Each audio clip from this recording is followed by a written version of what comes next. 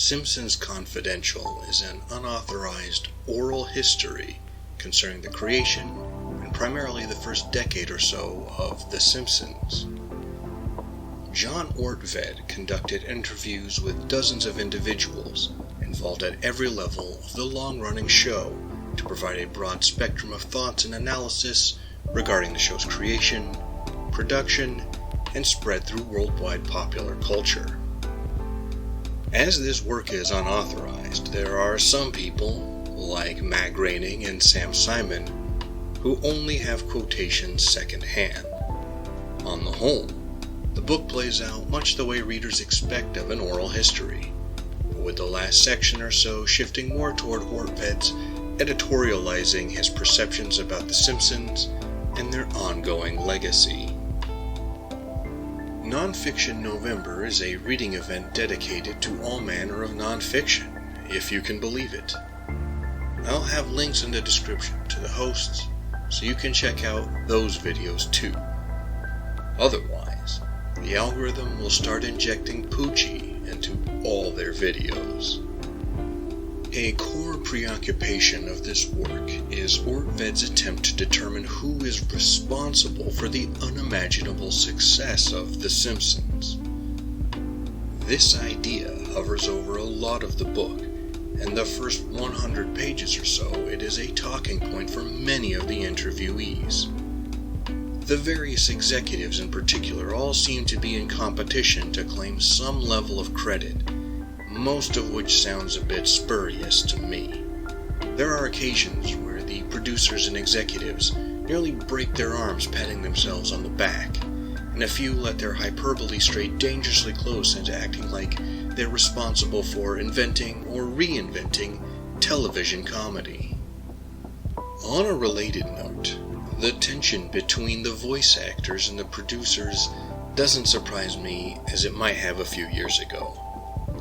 I've since learned about how little regard the entertainment industry has for professional voice actors, but it may shock some readers to know that even in a show as monumentally successful as The Simpsons, the talent is treated dismissively. It's the nature of an oral history to be fragmentary, and Simpsons Confidential is no different. The book proceeds mostly in chronological order, but for readers hoping for the work to be more narrative or even scholarly, you won't find it. What you do get is the recollection and opinions of a great many people who worked on it and some who are simply fans of the show, as Ortved follows The Simpsons from their creation to worldwide pop culture dominance and into the long-term effects of the show. Generally, Ortved acknowledges everything said in these interviews is a matter of perspective, and he points out inconsistencies in some statements and contradictions between various sources. There are two notable exceptions. It is clear early on that Ortved thinks Family Guy is shallow and derivative, and at nearly every opportunity he takes shots at it. It may come as a surprise, then, that Seth MacFarlane is a willing contributor with several long quotations in the back quarter of the book. On the other end of the spectrum, Ortved dedicates a whole chapter to have himself and others sing the praises of Conan O'Brien, who comes across as not only a comedy genius, but also a paragon of humanity. The admiration is laid on so thick that I began to think that Conan O'Brien must have been holding John Ortved's family hostage during the writing of this book. For me, the best parts of this history are the anecdotes, especially among the writers, artists, and voice talent. That's the sort of information that interests me, especially in an oral history format that is mostly dedicated to presenting a multiplicity of viewpoints. If the format were different, I might think otherwise. As it stands, I wish there was at least a little more of that, but I also understand that it's my preference in this situation. Your mileage may vary.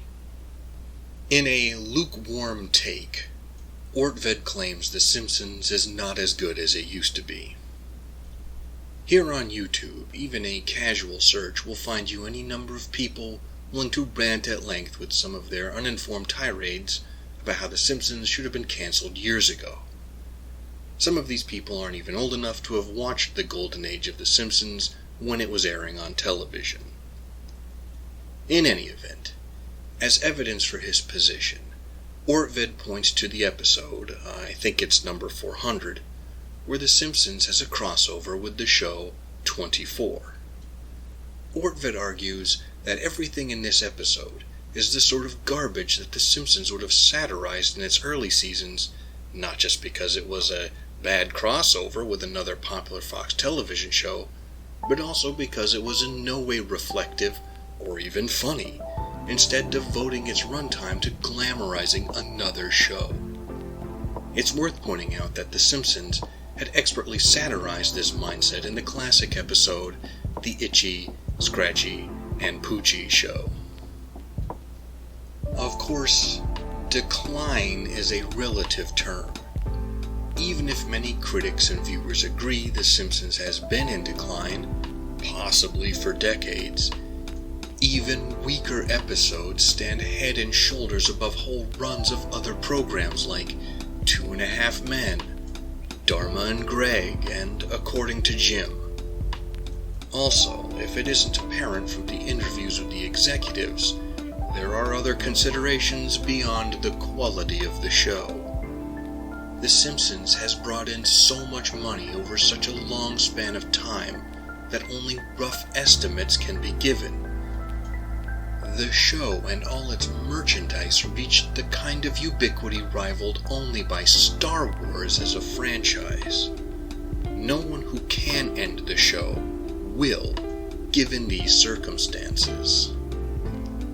It is, of all people, the English professor John Alberti who draws a cogent parallel between The Simpsons and the Rolling Stones, a band that has, against all odds, persisted so long and become so corporatized that it's difficult for many people to imagine when they were edgy, subversive, and dangerous rock and rollers.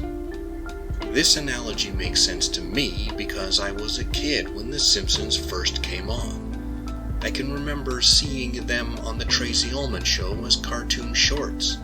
I remember Bartmania, and when schools were banning t-shirts that had Bart Simpson on them. Since then, The Simpsons has become virtually an institution unto itself, and unless you're around my age or older, I'm sure the show seems like something that has just always existed. But what do you, the audience at home, think? What are your thoughts on The Simpsons? Does Ortved's book sound like something that interests you? Are you a fan of the oral history format in general? Feel free to share your thoughts in the comments. Thank you for taking the time to listen to my peculiar notions. If you appreciate this channel and want to support it, you know what to do. You can also take a moment to like, comment, share, and subscribe to the channel of another YouTube creator you enjoy, like everyone participating in Nonfiction November. Until next time, watch some good episodes of The Simpsons. Live and be well.